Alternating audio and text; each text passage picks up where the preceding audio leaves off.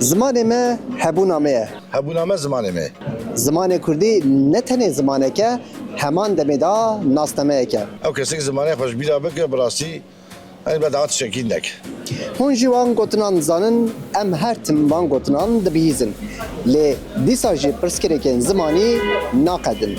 Tam jî divê qonaqê da weşanxane di navbera parastin û pêşvebirina ziman da wekî pireke krîtîk, wekî bazeberekî bû devlemetbûna ziman dixebitin. Em ê jî wekî Amîda Kurdiyê bi pirtûkên palê berê xwe bidin kolanan ka em di kitêbxandinê da çawanin.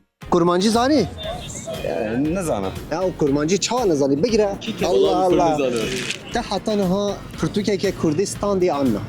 Na valla من نکره والله من یا دمیر تاشکری مدرسه ترکی سای نه آره والله zaten o Türkiye bu da ama medrese sayfa خون da من نخوند Liseli Encere xwendiye Encere'ye Enqereyê. Ankara. Evet.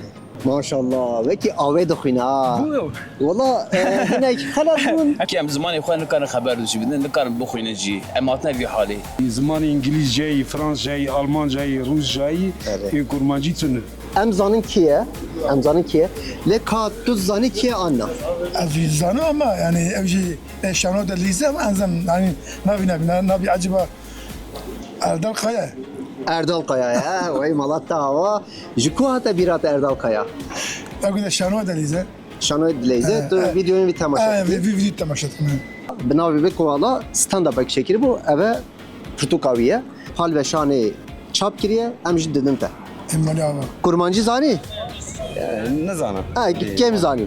Ewan ha pirtûkeke Kurdî ye, kurmancî ye. Ji me re piçek bixwîne. Behram jî nav lihefe derket okuyamıyorum ki. Liseli Encere xwendiye Encere'ye Enqereyê. Ankara. Evet. جاز و روتی دکه لگر رومان و چراکان جریبانن جه دنویسه هر میرووک سرپحاتیا که بیبان دور آجیانا وی بی آوا یکی تایبتی دی کوریهیا بی او حیشه Destpeke sala 1965 can min dest neviya seke ve çiroka da ha av yeter. Her tiş, her roş mezin dibe. Sala 1914 li Helsinkayê ji dayîk bûye. û sala 2001 li heman bajarê miriye. Yek jî nivîskar û hunermendên herf navdarin. Finlandiyayê Jansson ji Kemeteveya Swêdê ya li Finlandê bû. Her çi qasî ku ew Finlandî ji zimanê wê yê dayîkê wê dayîkê Swêdê bû û wê berhemên xwe bi Swêdê dinivîsînin. Berhemên Jansonê li selanserê cîhanê Me her şev eşkevî diyanê dixir xivelê. Duriyan mala me. Me her şev navê wî dubare dikir nezan nezan. Wow. Valla hinek xelat bûn. کرمانجی زم خسته خوش خسته دکن خواندنی دایره Xwendinê cümle temasî min heye. Çiqas xweş xwandiya. Eca ew rast bûn hem bi te xwandinan? Heç ku te xelat xwand wallahi. Neyse tiştek nabe. Problem tune dîsa jî bila diyarî be. Qene be te hewl da tu kurmancî dixwînî em ê jî pirtûkê diyarî te bikin. Bila ji te ra be. Malata ava. Zaten Türkçesi mi? Na kurmancî be. Kurmancı. Kurmancı ne diyeyim? Beje te çi bêjî te tiştek digot.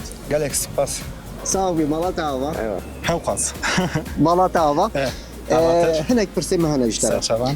Niha te gelek peyv rast xwandin.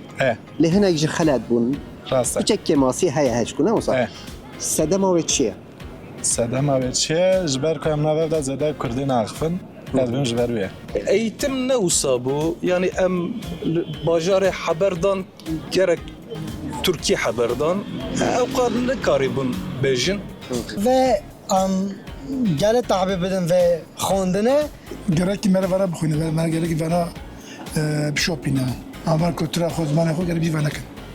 Başa mala tava. Te hinek rast xandin, hinek jî qene Bale, xandin. rastan. Tiştek nave? Are. Qenebet te hewl dat tu bixwînî mala tava. Are.